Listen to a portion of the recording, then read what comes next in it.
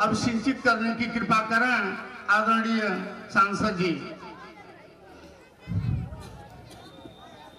नेता सुरहुरवा गांव में उपस्थित मेरे हरदिल अजीज साथियों, बुजुर्गों, माताओं, बहनों और देश के भविष्य की आशा बच्चे और बच्चियों, ये हर्ष का विषय है कि आज आपके गांव में विश्व महायज्ञ का आयोजन हो रहा है। संभवतः कल से प्रारंभ है। कल आपके गांव के कई संभ्रांत लोग मेरे पास गए और मुझे इस यज्ञ में उन्होंने आने का निमंत्रण दिया। ईश्वर की कृपा से, प्रभु की कृपा से मैं आपके बीच में उपस्थित हूं। हमारे नेता डॉक्टर राम मनोहर लोहिया कहा करते थे कि धर्म दीर्घकालीन राजनीति है और राजनीति अल्पकालीन धर्म है। मेरी खुद की अपनी समझ है कि जो भी व्यक्ति जिस धर्म को मानने वाला है, अगर वो धर्म के बताए हुए रास्ते पे चलता है तो कभी भी वो अन्याय को बर्दाश्त नहीं करेगा, अत्याचार को बर्दाश्त नहीं करेगा और कम से कम गलतियां करेगा। तो पहली चीज तो ये है कि हमको आज इस यज्ञ में ये संकल्प लेना चाहिए कि हम मानव कल्याण की बात करते हैं। और जब हम मानव कल्याण की बात करते हैं तो उसमें देश और धर्म की सीमाएं टूट जाती हैं। हमारा देश वसुधैव कुटुंबकम की बात करता है।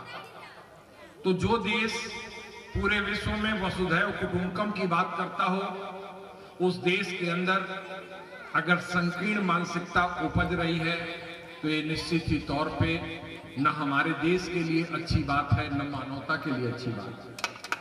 आप इसलिए सौभाग्यशाली हो कि आपकी धरती को स्वर्गीय सिब्बल लाल सक्सेना जी ने अपनी कर्म भूमि बनाया था। और सिब्बल लाल सक्सेना जी वो महामानव थे जिन्होंने संविधान के निर्माण के समय में संविधान के हर अनुच्छेदों पर अपना संशोधन प्रस्ताव दिया। अब ये बात आपके मन में आएगी कि आखिर में वही संविधान निर्मात्री सभा के सदस्य थे और उन्होंने संविधान के हर अनुच्छेद के संशोधन प्रस्ताव क्यों दिया। ये महामानव भविष्य दृष्टा थे। इनको ये लगा होगा कि अगर भारत की सत्ता किसी तानाशाह के हाथ में आ जाए और वो संविधान का दुरुपयोग करने लगे तो जो ये हमारे संशोधन है ये आईना दिखाने का काम करेंगे, शीशा दिखाने का काम करेंगे। मैंने संविधान की मूल ग्रंथ को पढ़ने का काम किया है और संविधान की उस मूल प्रति की प्रतियां जब हम आपके संसद सदस्य थे तो तत्कालीन लोकसभा अध्यक्ष जी ने हम सबको उपलब्ध कराया, जितने संसद सदस्य थे। उसकी एक प्रति नौतनवा में हमारे राम मनोहर लोहिया महाविद्यालय में उपस्थित है।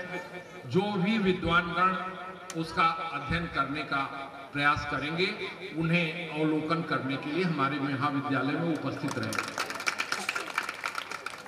15 अगस्त 1947 को ये देश आजाद हुआ और आज हम आजादी का अमृत महोत्सव मना रहे हैं। इस दौर में हमारे मनीषियों ने, हमारे पूर्वजों ने देश को आजाद कराने के लिए जो कुर्बानी दिया और कुर्बानी देने के बाद जो सपने देखे, क्या वो सपने साकार हुए? इस पर हमको और आपको निश्चित ही तौर पे विचार करना चाहिए, क्योंकि कोई भी समाज और कोई भी देश प्रगति की अपेक्षित गति को तब तक नहीं प्राप्त कर सकता जब तक वो समाज शिक्षित नहीं होगा और स्वस्थ नहीं होगा। अगर हम शिक्षित नहीं हैं और स्वस्थ नहीं हैं तो हम कभी भी प्रगति की उस गति को प्राप्त नहीं कर सकते। देश की आजादी के बाद आज प्राथमिक शिक्षा की स्थिति ये है कि 100 में केवल 72 लड़के प्राइमरी स्कूल जा रहे हैं। अभी भी 28 बच्चे प्राइमरी स्कूल का मुंह नहीं देख रहे हैं और उच्च शिक्षा की तो स्थिति दयनीय है। मात्र 16% बच्चे उच्च शिक्षा को प्राप्त कर रहे हैं। और स्वास्थ्य की क्या स्थिति है कि देश की आजादी के इतने वर्षों बाद भी आप एमएलए और एमपी साहब से कहते हैं कि हमारे गांव में इंडिया मार्क का हैंडपंप लगा दिया। यही कहते हैं ना। हम जब एमपी थे तो हमसे भी कहते थे और अब जो लोग हैं उनसे भी आप ये बात कहते होंगे। लेकिन बोतल वाला जो पानी आप 15 रुपए में खरीद के पीते हैं, वो अंतर्राष्ट्रीय मानकों पर भी वो पानी पीने योग्य नहीं। विश्व स्वास्थ्य संगठन की रिपोर्ट है, WHO की रिपोर्ट है कि हिमालय की तलहटी जहां से शुरू होती है, मतलब यहां बुटवल मान लीजिए, नवलपरासी के आगे मान लीजिए, वहां से 200 किलोमीटर के दायरे में 200 फीट के नीचे का पानी ही पीने योग्य है। अब बताइए कितने लोगों को 200 फीट के नीचे का पानी पीने को मिलता है? आप महाराजगंज में जाएंगे तो थर्मस में और बड़े बड़े डब्बों में आजकल पानी बिक रहा है कि नहीं बिक रहा? देश के 75 वर्ष की आजादी के बाद जब देश ये अमृत महोत्सव बना रहा हो, उस समय इस देश के अंदर पीने का पानी बिके, इससे ज्यादा शर्मनाक स्थिति दूसरी नहीं हो सकती। और उसके बाद भी कह रहे हैं हम तरक्की कर रहे हैं, हम दुनिया की सबसे बड़ी शक्ति बनने जा रहे हैं। इस देश का एक बड़ा उद्योगपति अंबानी, ये अडानी तो नकली था जो अभी घिर गया। अंबानी की जो पत्नी नीता अंबानी जी हैं, वो जानते हैं वो 1 लाख रुपए लीटर वाला पानी पीते हैं। अब सोचेंगे आपकी दूधवे ना इतना महंगा बिका था, 1 लाख लीटर वाला पानी कहां से आ गया? स्विट्जरलैंड का वो इलाका जहां आसमान से जो जीरो पॉल्यूशन पे जो पानी टपकता है उसको संग्रहित किया जाता है, उसको नीता अंबानी जी पीती है। मैंने अच्छी चाय पी है, हमारी पत्नी भी अच्छी चाय बनाती है, लेकिन सुना है मैंने कि 1 लाख रुपए की चाय से वो मुंह खोलती है नीता अंबानी। जिस देश में इतना अंतर होगा वो देश कैसे तरक्की करेगा? मैं आपसे कहना चाहता हूं, और माताओं बहनें आपसे कहना चाहता हूं कि देश की आजादी के बाद एक मां चटनी रोटी खा करके, दूषित जल पी करके अपने कोख में बच्चे को पालने का काम कर रही है, और दूसरी मां बोतल वाला पानी पी करके डॉक्टर की परामर्श के अनुसार अपने कोख में बच्चे को पालने का काम कर रही है। मैं पूछना चाहता हूं कि दोनों माओं के कोख में पलने वाले बच्चे के शारीरिक और मानसिक विकास में अंतर होगा या नहीं होगा? ये बात आज आपसे नहीं कह रहा हूं। जब मैं आपका संसद सदस्य था और आदरणीय अटल बिहारी वाजपेयी जी, मैं उन्हें सैल्यूट करता हूं, प्रणाम करता हूं, बड़े मन के नेता थे। जब वो समान शिक्षा के विधेयक को संसद के पटल पर लेके आए तो मैंने संसद के अंदर कहा कि देश की आजादी के इतने वर्षों बाद भी एक मां चटनी रोटी खा करके, दूषित जल पी करके, कुंठित वातावरण में अपने कोख में बच्चे को पालने का काम कर रही है, और दूसरी मां संतुलित आहार लेकर के, शुद्ध जल पी करके, डॉक्टर की राय के अनुसार अपने कोख में बच्चे को पालने का काम कर रही है। क्या दोनों माओं के कोख में पलने वाले बच्चे के शारीरिक और मानसिक विकास में अंतर नहीं हो गया? जो देश आजादी के इतने वर्षों बाद कोख के न्याय को न मिटा पाया हो, वो देश अगर बराबरी की बात करता है तो इससे ज्यादा झूठी और बेईमानी बात दूसरी नहीं हो सकती। मैं कहना चाहता हूं आपसे, उस समय अटल बिहारी वाजपेयी जी ऐसे हाथ लगा करके मेरी बात सुनते रहे। मैंने उदाहरण दिया कि अभिमन्यु जब अपनी मां के गर्भ में था तो उसे अपने पिता से युद्ध की दीक्षा प्राप्त हुई। यह उदाहरण इस बात को प्रमाणित करता है कि बच्चा जब मां के गर्भ में होता है तो पारिवारिक और सामाजिक वातावरण का उसके मन और मस्तिष्क पर प्रभाव पड़ता है। अगर आप समता मूलक समाज की संरचना करना चाहते हैं तो आप एक पायलट प्रोजेक्ट चलाइए और पहले साल 1 करोड़ गरीब माताओं के कोख पर यह परीक्षण करिए। अगले साल 2 करोड़ माताओं के लक्ष्य को लीजिए और एक समय निश्चित करिए कि 10 वर्षों के अंदर हम देश के अंदर कोख के अन्याय को मिटा देने का काम करेंगे, तभी हम समता मूलक समाज की संरचना कर सकते हैं। आज बड़े ही अदब के साथ कहना चाहता हूं कि स्वर्गीय अटल बिहारी वाजपेयी जी अब इस दुनिया में नहीं रहे, लेकिन तब से लेकर के अब तक कोख के अन्याय को मिटाने के लिए कोई प्रयास नहीं हुआ। आज देश हिंदू और मुसलमान के झगड़े में फंसा हुआ। मैं आपसे विनम्रता से कहना चाहता हूं कि मैंने आज तक अंडा भी नहीं खाया। मैं शुद्ध बचपन से शाकाहारी हूं और संयोग से राजनीति में जो मुस्लिम तबका है वो मेरे साथ बहुमत में रहता है। यही नटवा गांव में एक घटना हुई थी हमारी सरकार की, आपको पता होगा। मैंने सीधे जवाब दे दिया था कि मैं तुम्हारे इस कदम का कदापि समर्थन नहीं कर सकता। मैं ये बात इसलिए आपसे कहना चाहता हूं कि आज आवारा पशुओं से आपकी फसल बर्बाद हो रही है कि नहीं हो रही है? अगर हम गांव के अंदर 10 लीटर दूध देने वाली दुधार गायों को, गरीबों को अगर आवंटित कर दें तो हमारे ये बच्चे भी 2 लीटर दूध पीने का काम करेंगे और 8 लीटर का वो दूध बेच करके वो अपने परिवार का पालन पोषण कर सकता है। बोलिए सही कह रहे हैं, गलत कह रहे हैं? जब तक हम इस नीति को नहीं अपनाएंगे, ये आवारा पशु हमारी फसलों को नुकसान करते रहेंगे और तब तक देश समृद्ध नहीं हो सकता है। अभी दिवाली आएगी, होली आएगी, खोआ की मिठाइयां दुकानों पर पूरा उसका अंबार लग जाएगा। अब ये बताइए, जब उतना दूध पैदा नहीं होता है तो उसमें मिलावट होगी या नहीं होगी? कहने का मतलब कि मांग और आपूर्ति में जब तक हम समन्वय नहीं स्थापित करेंगे तब तक हम मिलावट को नहीं रोक सकते। आज सब्जी बाजार में खरीदने के लिए जाइए तो उस पे जितने रासायनिक कीटनाशकों का प्रयोग हो रहा है उसका अंश हमारे शरीर में आ रहा है या नहीं आ रहा है? बोलिए सही कह रहा हूं, गलत कह रहा हूं? शिक्षा की स्थिति को देख लीजिए आप। आज लड़के बीए, एमबीए, बीसीए करके दर की ठोकरें खाने के लिए मजबूर है। सही कह रहा हूं, गलत कह रहा हूं? तो अगर देश को तरक्की के रास्ते पे ले चलना है तो हमें शिक्षा और स्वास्थ्य, जो 2 बुनियादी आवश्यकता है, उस पर फोकस करना होगा। 1989 में आपका जिला जिले के रूप में अस्तित्व में आया। बोलिए 2 अक्टूबर 1989 को महाराजगंज जनपद अस्तित्व में आया। 2 अक्टूबर 1989 से लेकर के आज 2023 है, अब तक महाराजगंज जनपद को रेल मार्ग नहीं मिला ना। हमारे एक मंत्री जी हैं, खजाना मंत्री, पूरा खजाना ही उनको सरकार ने दे दिया है। वो कहते हैं कि 20 करोड़ रुपए हमने बजट में दे दिया।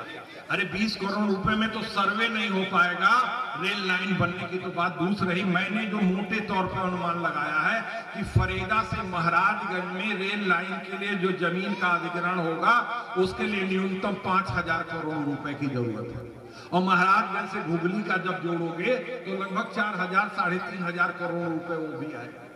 तो 1991 से लेकर के 2023 तक 10 साल आप नहीं रहे, इतने वर्षों में अगर 20 करोड़ रुपया मिला है तो मैं समझता हूं कि 200 साल लग जाएंगे महाराजगंज को रेल लाइन बनने में। और 200 साल में दुनिया कहां जाएगी? 200 साल में दुनिया कहां जाएगी? इसलिए आज आपसे कहना चाहता हूं कि राजनेता जब झूठ बोले और हमारा लड़का जब लैपटॉप चलाना सीख जाएगा, हमारा लड़का जब इंटरनेट चलाना सीख जाएगा, तो उस इंटरनेट पर, उस लैपटॉप पर पूरी दुनिया के अंदर क्या हो रहा है उस पर जिक्र करेगा कि बताओ इसी देश के अंदर लखनऊ कहां खड़ा है और महाराजगंज कहां खड़ा है, इसी गोरखपुर मंडल में गोरखपुर कहां खड़ा है और महाराजगंज खड़ा है, इसी महाराजगंज जनपद में नौतनवा कहां खड़ा है और महाराजगंज कहां खड़ा है। जब विकास की ये सोच आपके अंदर आएगी तो आप तरक्की के रास्ते पे जाओगे। हमारे पूर्वांचल में एक कहावत है, लक्ष्मीनिया दहलस 3 नाम, परसुआ परसु परसुरा। आदमी गरीब रहता है तो वो कहते हैं परसु सुन, अगर आप पैसे वाला, अरे भाई परसु सुना, और जब ज्यादा पैसे वाला हो जाएगा तो कहेगा अरे परशुराम जी बैठिए। अब आप परशुराम बने कैसे? जब तक खेती को हम समृद्ध नहीं करेंगे, किसान की आय को नहीं बढ़ाएंगे, तब तक देश तरक्की के रास्ते पर नहीं जा सकता, क्योंकि 100 में 68 लोग आज भी खेती पर जीवित हैं, उनकी आजीविका खेती है। अभी देखिए रूस और यूक्रेन के बीच में लड़ाई हो रही है ना, पढ़े लिखे लोग जानते होंगे। 9 रुपए किलो गेहूं का दाम बढ़ गया था, लेकिन 9 रुपए आपकी जेब में नहीं आया, व्यापारियों की जेब में आया। गौर करिएगा हमारी बात। केवल जिन देशों से हम कच्चा तेल खरीदते हैं, जिससे डीजल और पेट्रोल मिलता है, केवल उन देशों को अगर हम भरोसा दिला दें कि तुमको जितनी जरूरत होगी गेहूं की, जितनी जरूरत होगी चावल की, वो भारत आपूर्ति करेगा। तो हमें उन्हें कच्चे तेल के मुकाबले में डॉलर नहीं देना पड़ेगा, हम अनाज से सौदा कर लेने का काम करेंगे। और जब अनाज से सौदा करेंगे तो हमारा रुपया मजबूत होगा, और जब रुपया मजबूत होगा तो निश्चित ही तौर पे माध्यम बनेगा अनाज। तो गांव मजबूत होगा या नहीं मजबूत होगा? आज आपसे पूछना चाहता हूं कि जो धान का न्यूनतम समर्थन मूल्य मिलता है उस पर कितने लोगों का धान खरीदा गया? अखिलेश सिंह का धान खरीदा गया, पंकज चौधरी की खेती हो रही होगी तो उनका खरीदा गया होगा, बोलिए सही है? मुख्यमंत्री जी का खरीदा गया होगा, लेकिन आम किसान का नहीं खरीदा गया। बोलिए 1300 रुपए 1400 रुपए क्विंटल पे आप धान बेचने के लिए मजबूर हुए कि नहीं हुए? ये लड़का बहुत बात करता है, अविनाश शर्मा, हमसे। तो हमने कहा पहले तुम अपने बाप के गुण को तो सीखो तब हमसे बात करो। पहले मैं कहता हूं कि अपने बाप के गुण को सीखो तब हमसे बात करो। बात करने से काम नहीं बनेगा। कहने का मतलब यह है कि जो धान हम पैदा करते हैं उसका सही मूल्य मिलेगा, तब हमारी बिटिया की सही घर में शादी होगी। हमारी बिटिया पढ़ लिख लेगी, नौकरी मिल जाएगी तो बिना दहेज के शादी होगी। बोलिए सही कह रहे हैं गलत कह रहे हैं? और लड़की अगर हमारी बेरोजगार रहेगी तो कितने घर हमें माथा टेकना पड़ेगा, उसकी कल्पना माँ बाप ही कर सकते हैं, दूसरा कोई नहीं कर सकता। अभी हमारे मित्र हैं अश्वनी दुबे, छोटे भाई हैं, कल उनकी चौथी लड़की की शादी में मैं गया था। हमारे घर के आगे 3 किलोमीटर धौरहरा, उनकी नेपाल में भी जमींदारी थी और यहां भी थी। तो मैं कांप गया कि 4 लड़कियां। तो ये बात मैं इसलिए कहना चाहता हूं कि हमारी लड़की और हमारा दामाद पढ़ा लिखा रहेगा तो 2 ही बच्चे पैदा होंगे, 3 और 4 नहीं होंगे। बोलिए सही कह रहे हैं गलत कह रहे हैं? और मैं खुद पे कह रहा हूं कि हमारे पिताजी डॉक्टर थे और डॉक्टरों में भी बड़े डॉक्टर थे। हमारे एक लड़का और एक लड़की। तो हमारी माँ ने हमारी पत्नी से कहा कि बहू एक लड़का लड़का नहीं होता। तो उसने कहा नहीं अम्मा, एक लड़का एक लड़की बहुत है। अगर हमारी पत्नी पढ़ी नहीं होती तो अपनी सास के सामने दब जाती कि नहीं दब जाती? तो कहने का मतलब यह है कि आज जनसंख्या को भी नियंत्रित करना हमारा धर्म है। उसको धर्म से जोड़िए, तब जाकर के हम खुशहाली के रास्ते पे जाएंगे। इसलिए आज आपसे ये कहने के लिए आए हैं कि जो ये मंचन हो रहा है, इस मंचन को अपने जीवन में उतारिए। धर्म की बात हम करते हैं लेकिन तुरंत नफरत की बात सोचने लगते हैं। अगर पड़ोसी से हमारा झगड़ा हो गया, वैमनस्यता हो गई, तो उसको हम मिटा देंगे। ये कहां धर्म कहता है? धर्म कहीं ये कहता है? धर्म को अगर सही अर्थों में हम अपने जीवन में उतारें तो इंसान और इंसान में कभी नफरत नहीं पैदा होगी। और ये चीज तब आएगी जब हम शिक्षित बनेंगे। तो शिक्षित बनिए, स्वस्थ रहिए।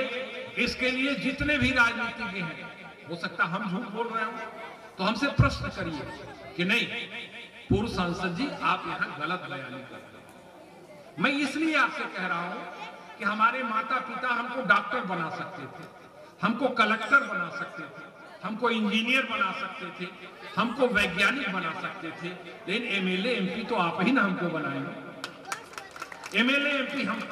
तो ये बताइए, जो जनता इतनी महान है उसके सामने भी अगर नेता झूठ बोलता है तो मैं समझता हूं कि वहां जनता अगर चुप रहती है तो उससे लोकतंत्र कमजोर हो जाता है।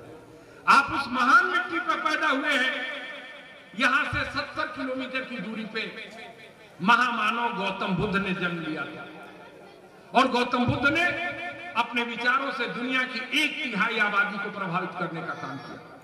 आज मनुष्य शक्ति में दुनिया का सबसे शक्तिशाली राष्ट्र चीन बुद्ध के बताए हुए रास्ते पे चल रहा है। आज समृद्ध और वैभव की दृष्टि से सबसे समृद्ध राष्ट्र जापान गौतम बुद्ध के रास्ते पे चल रहा है। कोरिया, बैंकॉक, और हम दरिद्रता के मुहाने पर। इसलिए कह रहा हूं कि बुद्ध वो महामानव थे जिन्होंने दुनिया को सत्य, अहिंसा और अपरिग्रह का सिद्धांत दिखाया। और इसी सत्य, अहिंसा और अपरिग्रह के सिद्धांत को ग्रहण करके महात्मा गांधी ने दुनिया को सत्याग्रह रूपी हथियार दिया। और आजादी के बाद जो संविधान लिखा गया उस संविधान में आपकी ही धरती को कर्मभूमि बनाने वाले प्रोफेसर शिवमल लाल सक्सेना जैसी विभूति ने संविधान के हर अनुच्छेद पर संशोधन प्रस्ताव दिया।